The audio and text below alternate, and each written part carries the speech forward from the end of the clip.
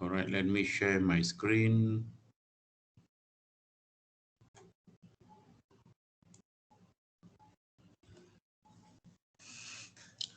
Okay, let me go through these line by line. There are a lot of statements here. It's better for me to explain instead of I assume that you understand. A program that sorts a block of numbers.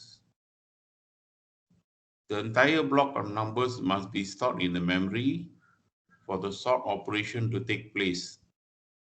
Scene instruction in the CPU can operate only on data in memory. Okay, what it means? In order to sort block of numbers, the entire program, your entire program must be in the main memory, must be in the RAM. Otherwise, the sorting cannot take place. Remember, I told you three numbers, five, number two, number five, and seven, for example. You want to sort it either in ascending or descending order. The entire program from the start to end must be in the RAM, must be inside the memory. You cannot keep 2 and 5 in the memory, 7 outside the memory. Then the sorting process will not be complete. So what this statement is trying to tell you is the entire program must be inside the memory for the sorting to take place completely. Otherwise, only partial sorting is done. What if your program is too huge? You got to sort hundreds of numbers. Then other mechanism like bubble sort or few stages of sorting will come in. Stage by stage or partial by partial, the sorting will be done, or block by block will be done. We are just talking, we are just talking a small number, small block, three numbers only. Then it is easier. It can be done in one block in the main memory. Yeah. So it makes sense to move the entire block from disk to memory at once. Some of you might ask me a question. If I need to sort 1,000 numbers, what the computer system will do when you need to sort 1,000 numbers, the computer system have a logic mechanism, will divide the 5,000 into number of blocks. The first block would be two blocks of 500 numbers. Then the 500 numbers will be broken down into further blocks. So that's how the sorting will take place. End of the day, the block will be merged again in order to see the outcome of the sorting. So that is depends on how you write the program and how the sorting takes place. The transfer is initiated by a program in the CPU using program IO. That's why the controller plays a very important role, like what we saw earlier. The CPU then be bypassed for the remainder of the transfer, because CPU, remember, the function of the CPU is to do calculation, arithmetic and logic function, not to do uh, the function of the memory, yeah? not to not to do memorizing or not to do storing of data. The function of the CPU is for processing. So that's why it's written here the CPU can then be bypassed for the remainder of the transfer. So transfer is not being managed by CPU. It will be managed by the program IO controller. The IO controller will notify the CPU with an interrupt when the transfer is complete. So when the entire block is being transferred, either from memory to CPU or CPU to memory, when the transfer is over, the IO will inform the CPU, hey, now the transfer is over, start doing the sorting, or start doing the calculation, or start doing the processing. So only then the CPU will do the job. Until then, the CPU will wait for the instruction from the IO controller. That's the reason why when we see our task manager, most of the time the memory will be very busy, but the CPU sitting idle, because the CPU just needs a few seconds or millisecond slice of the time, isn't it, to do the processing. And that's why the CPU is very, very fast compared to memory or IO or controllers. That is the reason why I mentioned about MIPS. The CPU can do millions of instruction in second, but memory cannot do that. No? Memory or IO or controllers unable to do that.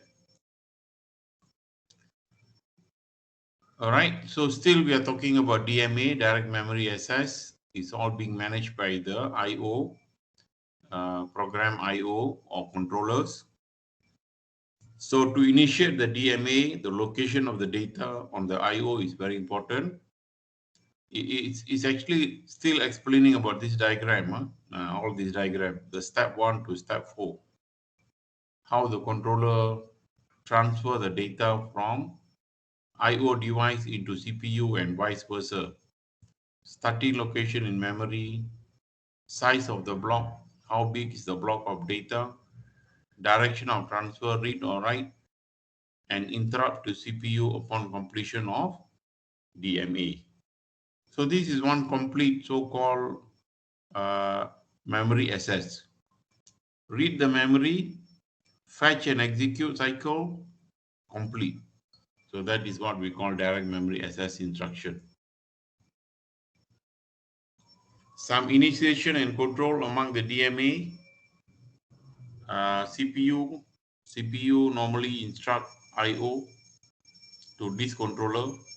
This is like CPU is telling the hard disk, yeah, hey, I'm finished with my output, you save it. Or the CPU is giving instruction to the controller, disk controller, read or write. Or there are many examples that we can discuss here. Let's say CPU is generating an output based on a calculation, and then the output need to be written onto a hard disk. Then the disk controller will, yeah, manage the entire disk operation, size of the block, read or write, the transfer, and so on. All that will be inside the IO instruction. That is one example of how uh, direct memory access between CPU and disk controller works. The second example is between disk controller and memory. The first one is CPU to disk controller. The second step is DMA transfer. In this case, the data is transferred from disk controller to memory. And then the third case, upon completion, disk controller send completion interrupt to CPU, telling the CPU your job is done. Please stop. So that is like acknowledgement or accomplishment. So this is one cycle. One cycle. Of course, I'm explaining in a very simple, very high level. Technically, it going back into the example like what I mentioned earlier, 1 plus 1 equal to 2, or how every bit and bytes are being picked up from the memory into the CPU, do the calculation in the CPU, do the operation in the CPU by using the operand and operators, and then transfer back into the component or memory through the IO with the controller in charge, such as this controller that you can see here. And finally, how the entire operation is being terminated by informing or by signaling the CPU, job is done, please stop. So this is one complete so-called operation of uh, how either data or signal is being moved between these components, critical components. I have seen questions why they set up. Of course, we will discuss during the revision. They want you to explain this whole operation and they give you like a 20 marks or 25 marks. So this is an example of how you explain. how data is being, either data or I/O instruction, isn't it? Being moved between CPU and memory and back to CPU. More advanced I/O technique. If you want to discuss about more advanced I/O technique, then it involves external input and control. External input and control. So when come to external input and control, definitely we need to understand interrupt, which you guys have covered that in a diploma level. Interrupt is very, very important, very, very critical. Without interrupt, every operation will run continuously without stop. So we need interrupt. Interrupt is very important. For example, you want to switch between two screens, like what I'm going to do now, right? This is also interrupt. If there is no interrupt, I cannot do this operation. So now what I'm requesting is I'm trying to get interrupt from OS. Hey, give me the control to access this particular page, for example. So this is also interrupt. I'm interrupting the current flow of displaying into something else. So the CPU will know, hey, now there is an interrupt. There is a request coming from the user that I got to display a different screen. And then the CPU will allow me, give me the access to do that. So all these are interrupts. So without interrupt, you cannot really operate your systems. So it's very important. That's why interrupt is very important. Interrupt is built in within the system so that we can operate, we can use the system as we wish. Without interrupt, nothing will work. Interrupt is very important. Yeah. Signals that causes the CPU to alter its normal flow of instruction execution. Normal flow is what you see now. A screen is being displayed.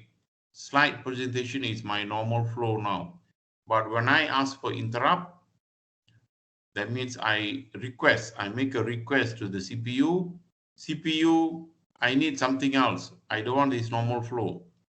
Allow me to do that. So the CPU will free some resources to cater my request. And that is an example of interrupt. Free CPU from waiting for events. Provides controller for external I/O initiation.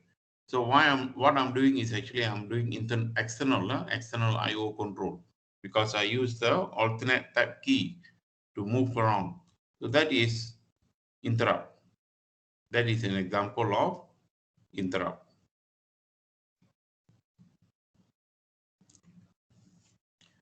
Some other example are like unexpected input.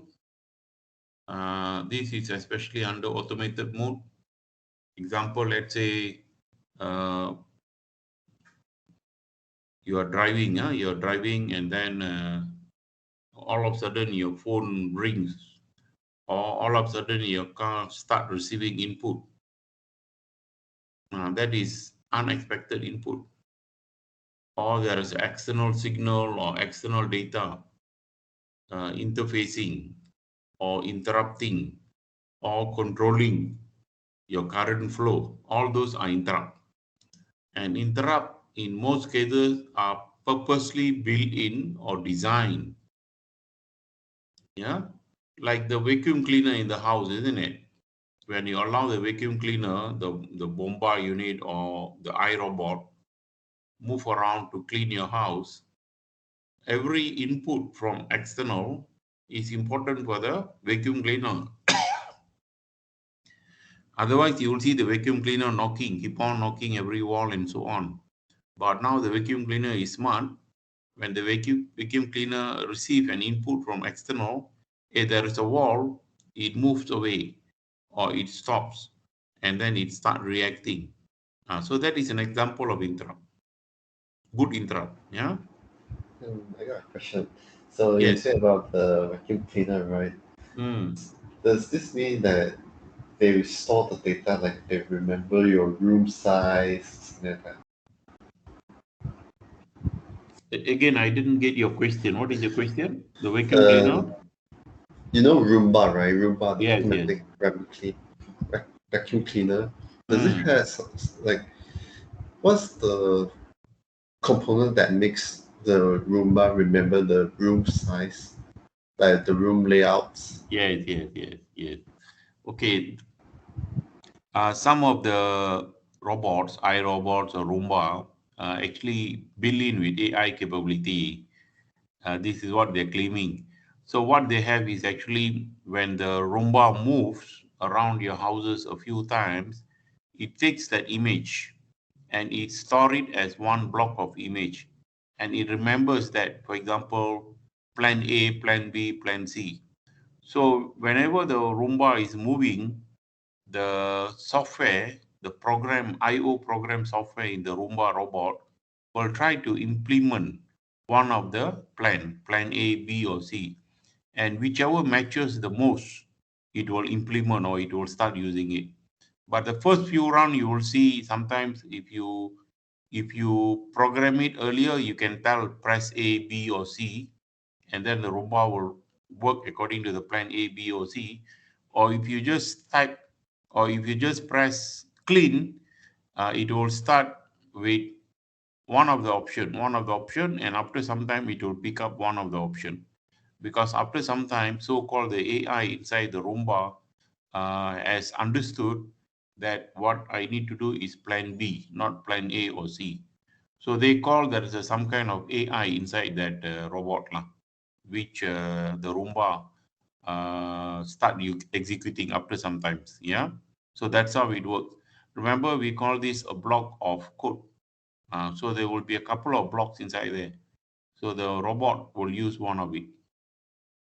So that's how we see it's quite smart, quite intelligent. It knows and it learns all the time. It will keep on update the image as he sees new interrupt. For example, in your hall today there is an yesterday there wasn't any uh, new cushion, for example, and then all of a sudden you bought a new cushion and you place it in the middle. What the robot will do, the robot will start learning that new position and update the old image into a new image, and then the new image will become a new plan for the robot. And when you apply or when you use it tomorrow in the same place, the Roomba remembers that and will execute the new plan, and it matches all the time to make sure the plan which the Roomba robot is executing is the same as what is in the storage. If it is not, it will update. So that's why they call all these devices are built in with some AI lah. Yeah. But for the robot to learn the new plan or the new so-called the layout of the room, we call all that depends on the interrupt. Every time it knocks a wall, every time it stops, that is considered an interrupt for the robot. And it updates the software or the data or the block of data inside the robot. So the robot actually comes with a small memory size where it remembers a few plan and then it overwrites.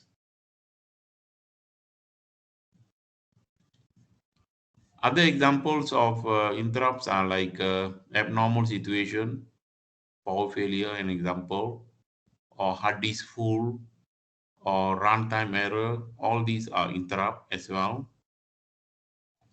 Or sometimes uh, unintentionally we pull the cable, also can be an interrupt. Illegal interaction. Sometimes we do, for example, operation which you're not supposed to do, interaction that you're not supposed to do, but you do. So the system run into so-called crash or unknown operation and then it hangs. So all that we call illegal interaction where the system unable to manage that operation. Multitasking, multiprocessing, all are examples of interrupt where you're trying to do multiple job at the same time. But This multitasking and multiprocessing is a very interesting topic to discuss, especially when come to operating system. Uh, it all depends on number of CPU that you have. Huh?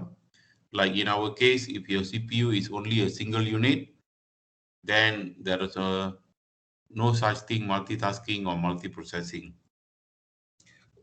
But when come to the server, where the server has dual core or the server has multiple processors, like server comes with 64 processors, 128 processors, that's where the server is performing multitasking or multiprocessing.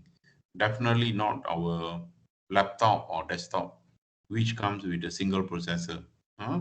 So be careful when you explain or answer those kind of questions. Always use servers, huh? Don't use PC or tablet, because PC, tablets all comes with single CPU. Uh, you can do multitasking, but not at the same time, at different time, huh? Different slice of time, different slice of CPU time, not exactly at the same time. But processor can do, I mean, the server processor can do at the same time, because they have multiple CPU. Interrupt terminology.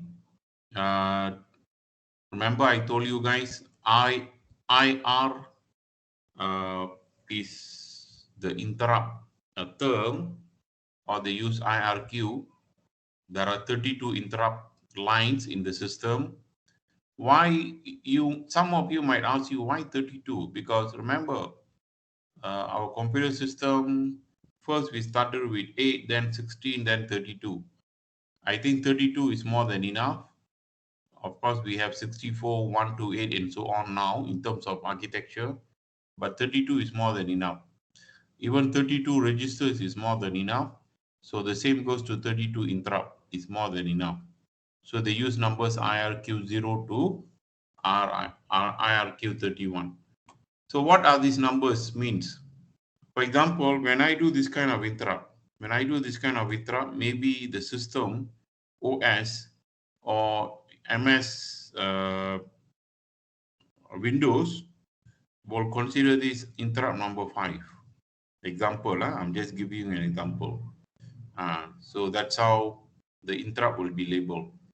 For example, you press the escape key. When I press the escape key on the keyboard, also kind of interrupt. So maybe Microsoft will label that as interrupt number 10. So every interrupt, there is a number. When I press F5, I get my display back, right? But I don't get back to my original screen. It goes back to the uh, beginning of the presentation. So this is also a kind of interrupt. So every function in our computer system is built in with some interrupt. To me, interrupt is a good thing. Without interrupt, we cannot do a lot of things. What I'm doing now is also interrupt request. I'm using page up and page down to come back to my screen, for example. I'm also telling the system, hey, I'm making a request. Give me my request, approve my request. So every request, there is an interrupt number. So what you can do, if you go to the control panel, you go to the device properties of every device in the system, there will be an interrupt number. Number. Yes. So you can refer to all that. I'm not going to show you that. Sometimes I don't even have access right to show you that. But to your own laptop, to your own PC, you can take a look at it. Every devices has its own interrupt number. And those numbers is basically numbers, but to system, it is a signal, and the signal will be managed by the interrupt handlers. Yeah, interrupt handlers. What is interrupt handlers? Interrupt handlers is actually a software program that services the interrupt. Yeah, because everything is in the system is actually a software, IO. Or remember in the beginning, I called firmware, or yeah, hard coded program, or we call it firmware, isn't it? Or driver. Sometimes we call it driver. So I did mention once in the class, We need a lot of these firmware programmer, IO programmers. They are hardcore. They are hardcore. Normally, these computer science student, those who have done computer science, they are hardcore. They would have learned assembly language, Java, so they are capable of writing firmware, low-level languages, where they write directly onto the hardware and then they save it. So we call those software as a firmware or device driver, and all these softwares are required to control the hardware and also the interrupt. Because the interrupt at the end, it goes to the device, to the actual component. No? For example, if I plug in the USB drive, what I'm doing is I'm trying to interrupt the USB port, telling the USB port, read my USB drive or my USB device. So actually we are communicating uh, to the hardware itself, right? So that's why we call it, it is a software. It is a software. Those days everything was hardware, now everything is in software. All right, this is what we covered since last week until now, the interrupt cycle. So when there is a request, the request starts with the fetch next instruction, what to do next, execute the instruction, and then it can be done, no abnormal situation, you finish it. You process the interrupt and you finish it. But if there is a abnormal situation, for example, it cannot be performed, or the device is busy, or the device is not available, then there will be a halt or interrupt disable. Otherwise, this is the normal operation. Start, fetch next instruction, execute, check for interrupt, no interrupt, finish it. So this diagram is important. So if you really understand, you can use this diagram and explain these two cycles, fetch and execute cycle plus interrupt cycle, beautifully in your exam. Yeah. As long as you understand, like what I said earlier, no doubt all of us are doing degree program. We think we are very smart. We don't need to understand all this. But look at me, I can talk about this for half an hour to 1 hour. So that should be the way you answer your exam papers.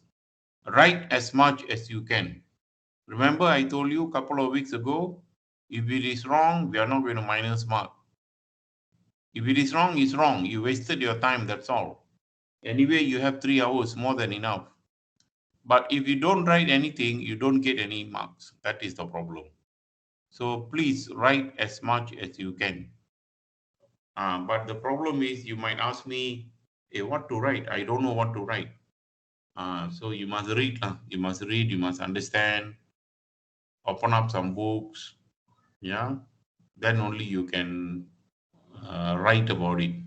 Otherwise, you won't understand, and then you cannot write about it. Servicing the interrupt. In fact, it is very much detailed. I believe your lecturer, your diploma level lecturer might have covered this in quite great details. We are not supposed to cover that here because all those are basic requirement. Um, Everything is being managed by priority, right? Priority is very important. Uh, when there are 2 or 3 interrupts comes in, every interrupt will be given a priority number by the system. When I say system here is the OS, operating system, your Windows. For example, someone is pressing the escape key. Another person is pressing mouse, and then another guy is pressing keyboard, for example. So there are 3 interrupt coming in now. So the question is, which one will your system handle? Of course, the first comes in, first service. That's how your system works. First come, first serve. Let's say all 3 interrupt coming in at the same time. And then which one will handle first? So whichever has the higher interrupt priority, that will be handled first. Yeah, that's how system works. Based on priority. Based on priority, yeah. And where this priority will be saved and will be stored is all in the PCB. If you ask me where is the PCB is inside your, who knows where is the PCB? Process control block. Type in the message to make sure you are with me. Where is your PCB? Message. Sorry, message. Anyone? Where the system or where you can see the PCB? Process control block. You have covered this in your diploma level, isn't it? I remember because I teach that subject as well in diploma. Process control block, where you can see the details. Anyone? Okay, then let me see what you type. Hey, I didn't get the message. New message. Kernel stack, motherboard. Okay, very good. Some of you send me a message in a motherboard. Kernel stack. Kernel stack.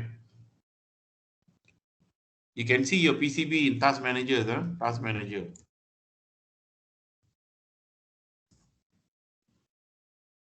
If you open up your Task Manager,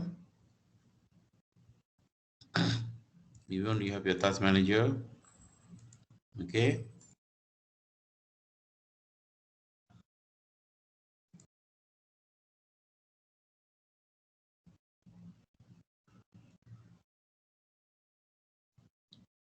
Of course, you can see the details, huh? You see all your tasks are running here.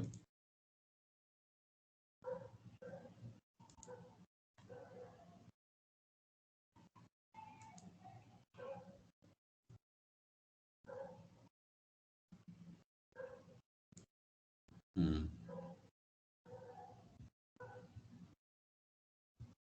Okay, you can see all your details here, right? So all these name, PPID, description, status, group, all this we call process control block, PCB. So all these are so-called different interrupt or different requests to the OS. So OS is managing all this. This is running now, this is running. Of course, the OS don't have to worry about whatever stop. Whatever is running, the OS need to manage, isn't it? And when it runs, it has its own priority request. It's making requests. Hey, I want memory. I want CPU. I want to write. I want to read. I want to display. There will be a lot of requests from all these apps. That's what you do, isn't it? When you write the apps, you see there are hundreds of requests, hundreds of apps are running. So the control unit, sorry, the OS need to manage all this. And these are the detailed what we call PCB, process control block. You see, all these are processors has its own ID, process ID, description, status, group, and a lot more details, a lot more details. I don't want to share that, isn't it? You have covered all this in your diploma level. So this is what we call PCB. So the OS remember all this, manage all this, so that multiple users like all of you within the system are being treated, yeah, being treated equally, fairly, without any complaint. So when I use this system, I'm happy now because I get what I want. I'm also serving all of you, all 62 of you, you know. So I'm happy with what I'm doing. So it's being managed by the OS. And all my details, all my 62 users who are connected to my laptop now is inside here, inside the process control block, or the so-called the stack area in the memory. So my system knows who are you, how long you're connected, what are you doing, what apps you use, how long you have been using, are you typing a message, are you making a request, everything is being monitored.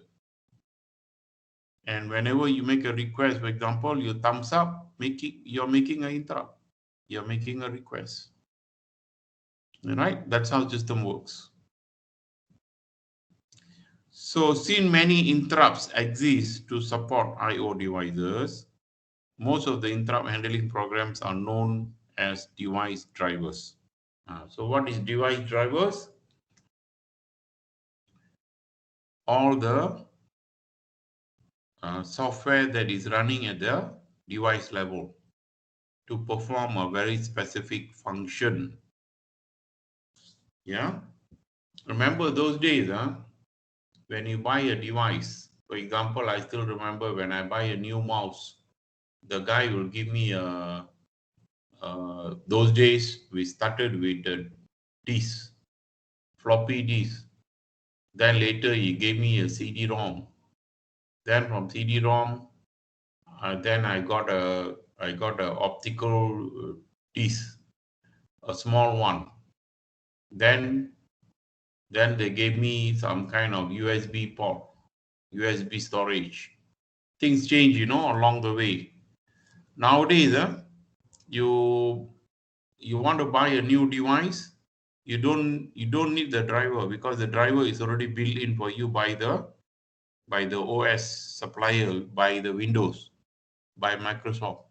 You just plug in, it detects automatically because it's already built in inside the Windows, isn't it? That's how things are. Or if it is not there, you can always download from the internet, Microsoft.com. So that's how things are. So the software that you download, which is missing earlier, we call it device driver. Okay. So the same thing that I've explained is all here. Servicing and interrupt is in the stack area. Stack area means inside the memory. Some of your friends typed earlier. Stack area means area in the main memory where it remembers where the interrupt come from, which IO, and then which IO need to be responded, and so on. So please read through. I cannot explain every detail here because time is limited, and then many of these stuff are very basic stuff that you should have covered in your diploma level. Over here, just refresh so that you understand how thing works exactly. Reason some of you might ended up writing code for the device after this degree. You might ended up working as a device driver, IO controller, IO developer, firmware, developer.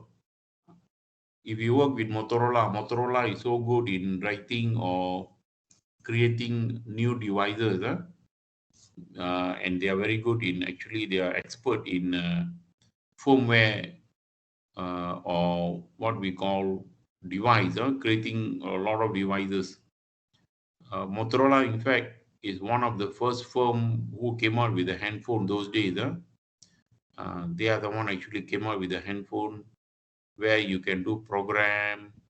The old handphone, if you look at it, it was quite big, and then you can do programming to change certain things. Not like the handphone that we have today. We use a keyboard kind of key in. Last time we got to do in the old handphone, if you check it out, especially from Motorola, Nokia, and so on, you have to do like things like programming, in order to do changes or do setting. Not like the one that we are doing now. We have a menu, very nice menu, pull down menu, and so on. Print handler, this is for printer, for time sharing. Clock interrupt Yeah, I did mention about clock. Clock is very important in a system. Without clock, nothing works. Yeah, that's why every computer system has a clock. No clock, nothing works. You see, your clock is running down here, isn't it? No clock is like your computer system is dead. It's like our heartbeat. No heartbeat, no life. So the same. No clock, the system is considered down. So clock interrupt is very important. Okay, before we end our session for today, before I end, give me one or two example of clock interrupt. Clock interrupt in order for us to do tasks, certain tasks. Can you type what kind of clock interrupt you need to do something? For example, let me give you one example. To do update, I set my system every morning 2 o'clock, do the patch update. That is clock interrupt. An example of clock interrupt. Every 2 a.m. every day, my system will check for a update. Give me two more example. Anyone? Where you use clock to interrupt to do certain things. Type. Yep. Kajendra, let me see what you type. Calendar reminder, yeah, possible. Also interrupt, because calendar uses date and time. So when you use date and time, it goes back to the clock. Other interrupt based on clock and time. Anyone else? Anyone from SJ? SJ, Penang, KL? Timer? Again? Does timer count? Yes, Timer. yes, yes, definitely.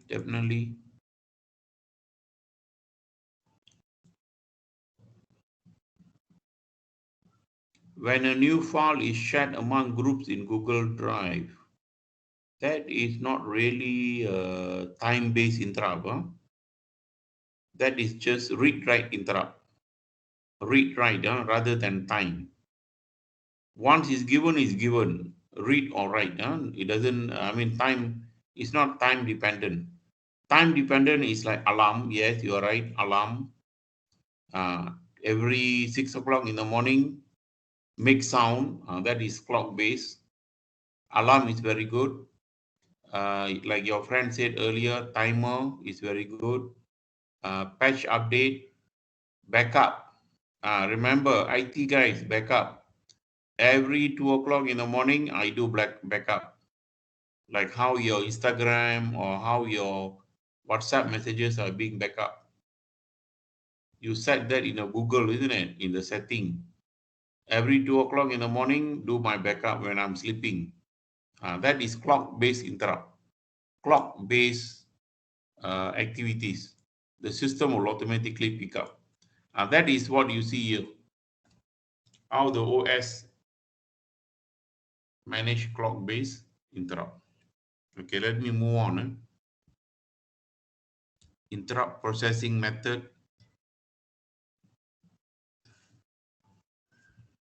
Okay, I think I'll stop here because it's almost 5 o'clock. You have a local session with your local tutor so that I can discuss all this further in the next session, which is this Friday. This Friday. Okay, any question before I stop? Because there are a lot of details here. I don't want to continue. I don't want to continue. I prefer to discuss on Friday. Discuss. So let me quit. Let me ask if there is any questions.